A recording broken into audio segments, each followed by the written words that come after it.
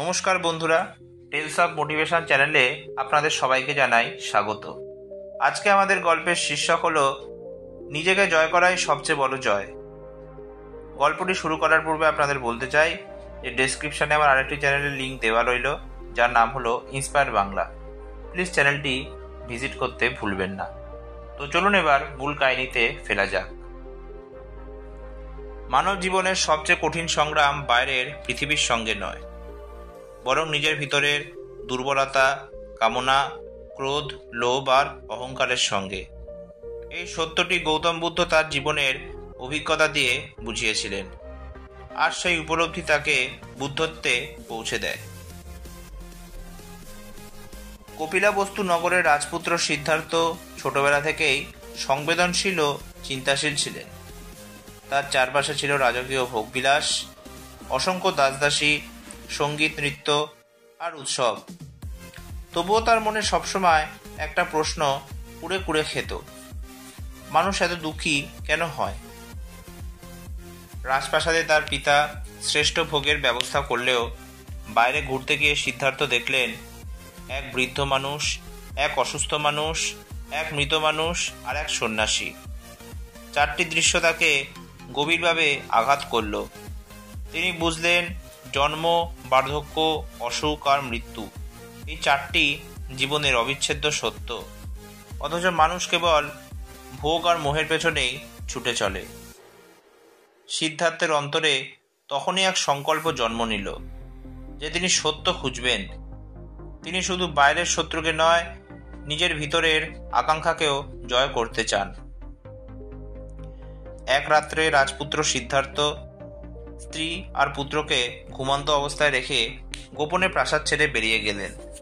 তিনি ছেলেবেলা থেকে শেখা তলোয়ার চালানো বা যুদ্ধবিদ্যা নয়, আত্মজয়ের পথ বেছে নিলেন।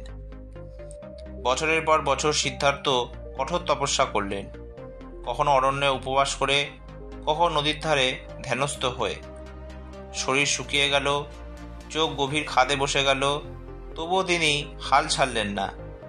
কিন্তু তীব্র কৃশতাপস্যা তাকে সত্যের কাছাকাছি নিয়ে গেলেও সমাধান দিল না। একদিন তিনি উপলব্ধি করলেন চরম ভোগ আর চরম তপস্যা কোনোটাই মুক্তির পথ নয়। সত্যের সন্ধান পাওয়া যাবে মধ্যপথে, যেখানে না আছে অতিভোগ আর না আছে অতি কষ্ট। সিদ্ধার্থ উরুবেলার নৈরঞ্জনা নদীর তীরে একটি বোধিবৃক্ষের নিচে বসে প্রতিজ্ঞা করলেন, সত্য উপলব্ধি না হওয়া পর্যন্ত আমি এই আসন ছাড়ব না। এই সময় তার সামনে এলেন অসুর, যিনি মানুষের মনে ভয়, সন্দেহ, লোভ আর আসক্তির জন্ম দেন। অসুর তার সামনে ভয়ঙ্কর রূপ নিয়ে দাঁড়ালেন, বজ্র নিক্ষেপ করলেন, কিন্তু সিদ্ধার্থ নির্ভীক। অসুর তার সেনাবাহিনী পাঠালেন, ঝড় ঝাপটা, অন্ধকার নামালেন, কিন্তু সিদ্ধার্থ অবিচল।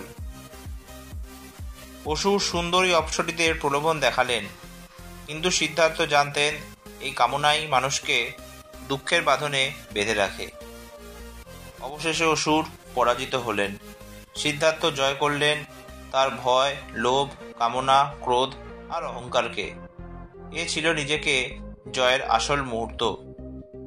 সেই রাতে তিনি চূড়ান্ত জ্ঞান লাভ করলেন। রাজপুত্র সিদ্ধার্থ পরিণত হলেন বুদ্ধ, অর্থাৎ জাগ্রত মানুষ।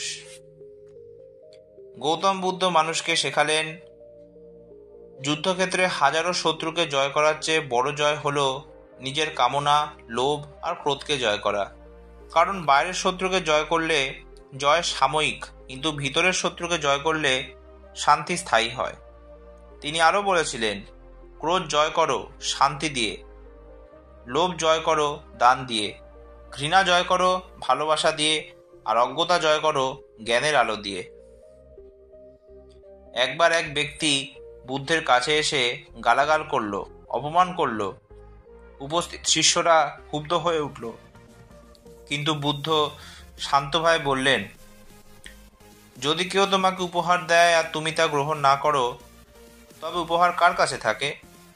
লোকটি উত্তর দিল, যে উপহার দিয়েছে তার কাছেই। বুদ্ধ হেসে বললেন, তেমনি আমি তোমার অপমান গ্রহণ করলাম না, তাই অপমান তোমার কাছেই রইল। এভাবে তিনি দেখালেন নিজেকে জয় করাই প্রকৃত শক্তি। যদি তিনি ক্রোধে প্রতিক্রিয়া করতেন তবে সেই মানুষ তাকে পরাজিত করত, কিন্তু তিনি নিজের অন্তরের ক্রোধকে জয় করে প্রকৃত বিজয়ী হলেন। এই গল্প আমাদের শেখায়, এক, বাইরের জয় অস্থায়ী কিন্তু অন্তরের জয় চিরস্থায়ী। দুই, লোভ, ক্রোধ, হিংসা এগুলোই আমাদের আসল শত্রু। তিন, আত্মজয় মানে শুধু ধৈর্য নয়, বরং সচেতনতা, প্রজ্ঞা ও আত্মসংযম। আর চার, জীবনের প্রতিটি সমস্যায় প্রতিক্রিয়া দেওয়ার আগে যদি আমরা নিজেকে নিয়ন্ত্রণ করতে পারি তবে আমরা সত্যিকারের বিজয়ী হব। গৌতম বুদ্ধের জীবন আমাদের শিখিয়ে দেয় নিজেকে জয় করাই সবচেয়ে বড় জয়। রাজপুত্র সিদ্ধার্থ থেকে বুদ্ধ হওয়ার যাত্রা মূলত আত্মজয়ের যাত্রা। আমরা যদি নিজের কামনা, ক্রোধ, লোভ আর ভয়ের ওপর বিজয়ী হতে পারি তবে কোনো শক্তি আমাদের হারাতে পারবে না। আজকের গল্পটি এই পর্যন্তই। গল্পটি ভালো লাগলে প্লিজ ভিডিওটি লাইক, শেয়ার আর চ্যানেলটি সাবস্ক্রাইব করতে ভুলবেন না। আরও নতুন গল্প নিয়ে আমি আপনাদের সামনে উপস্থিত হব। ধন্যবাদ।